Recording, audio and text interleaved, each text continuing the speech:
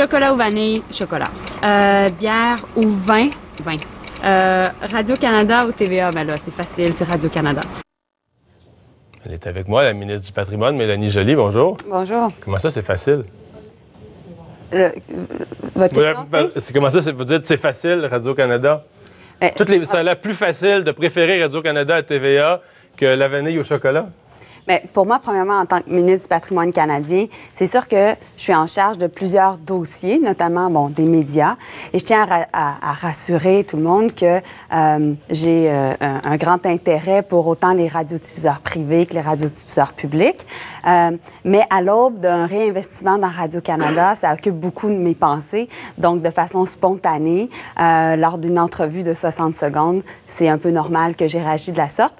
Mais je pense, de façon générale, que plusieurs personnes qui reconnaissent l'importance de Radio-Canada, dont des grands dirigeants du groupe TVA. Et dans les circonstances, je pense que c'était... J'ai pas entendu de gens du groupe TVA dire qu'ils préféraient... Parce que c'est une préférence. Si on demandait à un arbitre de la Ligue... Dumont qui reconnaissent l'importance, c'est ce que j'ai dit. Je pense qu'on remet pas... Mais ceci dit, je pense le fait aussi que je suis ici et que je suis venue plusieurs fois vous rencontrer et j'apprécie beaucoup le travail que TVA fait, j'apprécie beaucoup le travail que plusieurs radiodiffuseurs privés font et je reconnais l'importance d'avoir une saine compétition, d'une certaine façon, au sein de notre univers de radiodiffusion. Parler de compétition... On va parler de compétition. Je vais faire le parallèle avec le hockey. Si l'arbitre, avant un match, répondait à un petit questionnaire vite comme ça, puis qu'on lui demandait Canadien ou Maple Leaf, puis qu'il disait Maple Leaf, il me semble que dans la région de Montréal, les gens auraient l'impression qu'on est à risque d'une injustice. Vous êtes l'arbitre dans le milieu des télécommunications. Mais en fait, la personne, il y a le CRTC. Le CRTC est une organisation indépendante. Qui relève de vous. Qui est une organisation qui est indépendante et qui s'occupe de vraiment de l'application de la loi sur la radiodiffusion pour les gens à la maison qui comprennent pas nécessairement toutes les comment je pourrais dire les précisions de la réglementation en matière de radiodiffusion. Il y a vraiment une agence qui s'occupe de ça et bien entendu, on s'assure qu'il n'y ait pas de biais dans les circonstances. Vous me dites le CRTC est neutre. Moi, je peux être biaisé. Moi, je peux être biaisé, le CRTC est neutre. Au niveau de l'application de la loi sur la radiodiffusion, M. Blais, président du CRTC, s'occupe de s'assurer qu'il n'y a pas de blais. Mais ceci dit, je tiens à vous dire que, de façon générale, en tant que ministre du Patrimoine, moi, ce qui me préoccupe, c'est beaucoup les changements technologiques qui ont lieu présentement. Et le fait que... Je pense qu'on change de sujet, là. Non, on ne change pas de sujet parce que... On va surveiller ça. De façon générale, ce qui arrive, c'est que les consommateurs consomment l'information de façon très, très différente.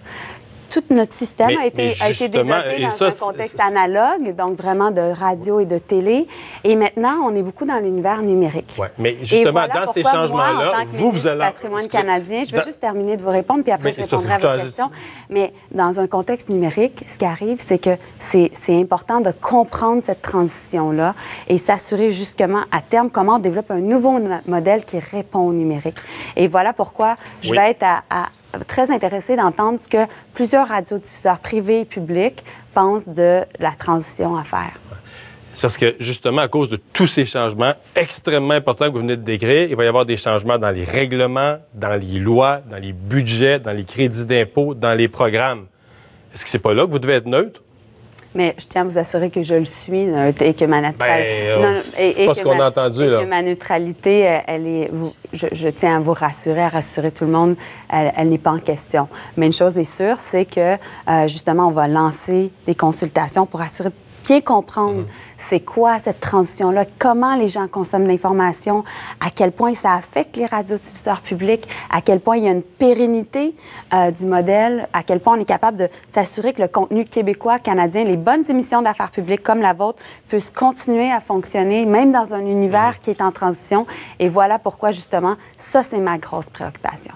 Vous avez vous-même tout à l'heure parlé d'argent. Vous avez dit on s'apprête à faire un réinvestissement massif dans Radio-Canada. Ça inquiète bien du monde, ça inquiète parce qu'il y a une concurrence, ça inquiète beaucoup de gens en télé et en radio privée. C'est d'autant plus inquiétant de savoir que vous êtes sur le bord de pomper l'argent chez un seul joueur et que vous semblez biaisé, vous semblez vraiment en faveur de ces gens-là au détriment du reste. Vous dites, là, vous avez des décisions sensibles à prendre, puis une préférence comme celle-là induit toutes sortes d'affaires d'indécision. Quand vous allez domper l'argent chez Radio-Canada, on va comprendre ce qu'il y a à comprendre. Mais, comme je vous ai dit... D'argent emprunté en passant. Parce qu'on va avoir un déficit de quelques milliards. La question de réinvestissement dans Radio-Canada n'est pas surprenante pour personne. Elle faisait partie de notre plateforme électorale. Dans le contexte de notre plateforme électorale, nous avons dit à ce moment-là que nous allions réinvestir de l'argent une première année, puis après une deuxième année dans Radio-Canada. C'est un réinvestissement qui est demandé par plusieurs personnes au pays, plusieurs acteurs du milieu, tantôt politiques à Québec, également des gens, des radiodiffuseurs privés, notamment des gens du groupe TVA qui ont dénoncé les coupes des conservateurs dans Radio-Canada. Et voilà pourquoi nous, on s'est dit, c'est important de réinvestir. On doit avoir un radiodiffuseur public fort et c'est comme ça qu'on va pouvoir, à terme, avoir un environnement de radiodiffusion qui est sain. En anglais, est-ce que vous avez aussi, mettons qu'on vous demandait CBC versus CTV ou Global, est-ce que vous avez aussi une préférence en anglais pour CBC? Moi, de façon générale, j'ai une neutralité par rapport à l'univers de la ça, c'est la vérité. On va le réécouter. Annie, on va le réécouter. Chocolat ou vanille? Chocolat. Bière ou vin? Vin. Radio-Canada ou TVA? Ben là, c'est facile, c'est Radio-Canada. Oui, mais de façon générale, pour répondre à votre question, au niveau de la radiodiffusion, de façon générale, de l'univers de radiodiffusion, ça va de soi que pour moi, je suis neutre, mais en même temps, c'est sûr que nous allons réinvestir dans CBC et dans Radio-Canada. C'est très important. Je pense qu'on est plusieurs à avoir dénoncé justement les coupes des conservateurs, d'être frustrés par rapport à ce qui s'est passé.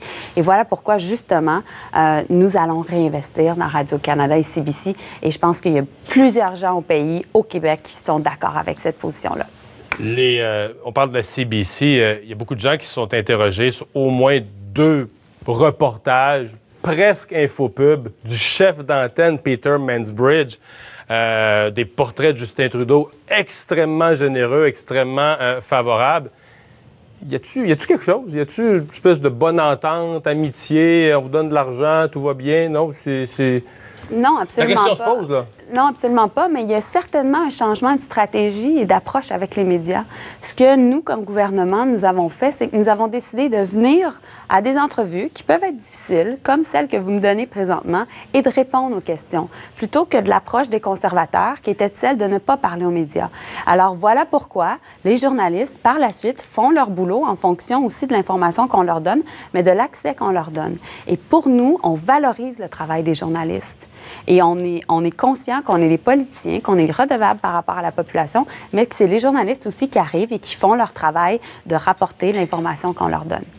Je reviens avec ma première question. Pourquoi c'est facile? Parce que là, on vous a demandé préférence entre le vin et la bière. Ça pourrait être facile. Il y a plein de questions faciles.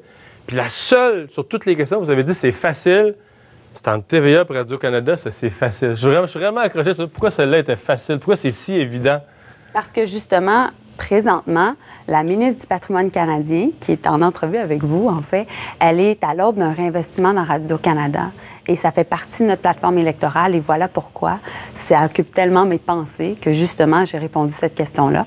Mais de façon générale, je tiens à dire que je suis très... Ça a attristé tout le monde dans le building ici, là. Mais non, mais comme j'ai dit à votre personne à l'entrée, ça me va faire plaisir de saluer les personnes à TVA pour leur dire à quel point j'apprécie leur travail.